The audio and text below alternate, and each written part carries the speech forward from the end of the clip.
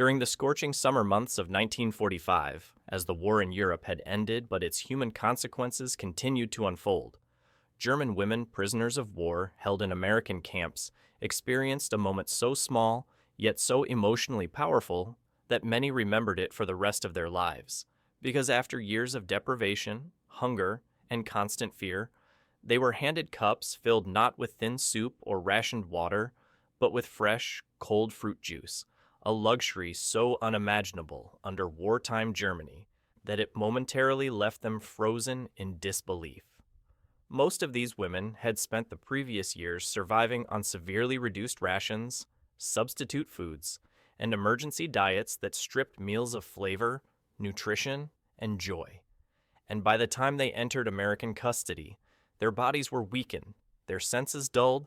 and their expectations shaped by propaganda that promised cruelty and neglect, not comfort. Yet in the oppressive heat of summer, American camp staff distributed fresh orange, apple, or grape juice as part of routine hydration and nutrition, treating it not as a reward, but as a basic necessity,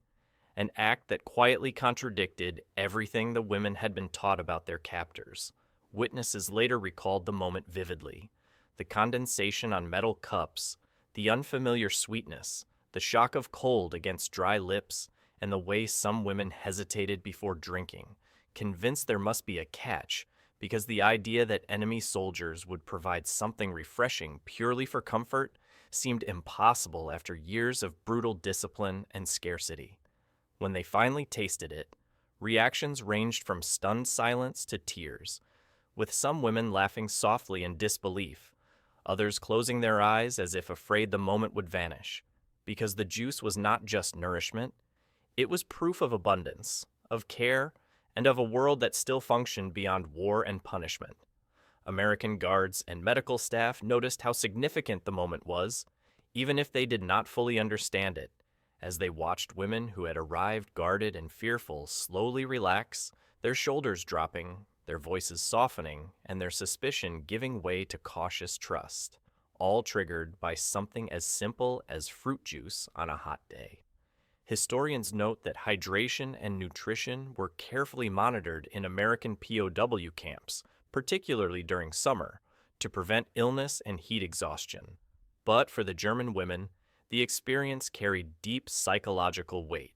because fresh juice had become almost mythical in late-war Europe, where fruit orchards were destroyed, supply chains collapsed, and even children rarely tasted sugar or fresh produce.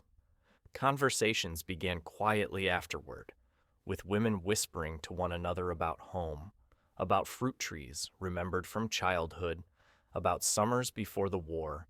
and in that shared memory,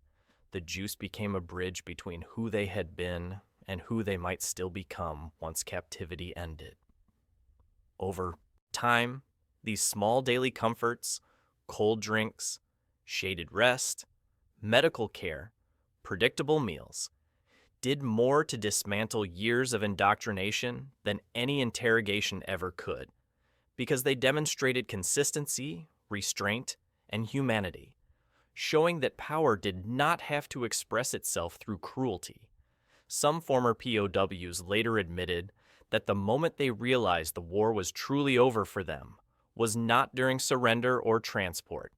but when they were handed that cup of juice without ceremony, threat, or expectation, simply because it was hot and they needed it. Decades later, in interviews and memoirs, these women would still describe the taste with astonishing clarity, remembering it as the first time they felt treated not as enemies, laborers, or burdens, but as people whose comfort mattered. And in the broader history of World War II, their memories remind us that war is not only defined by violence and destruction, but also by quiet human moments that reveal how dignity can be restored through the smallest acts of care, and how, in an American POW camp during a brutal summer, a simple cup of fresh juice became a powerful symbol of survival, kindness, and the unexpected return of humanity after years of darkness.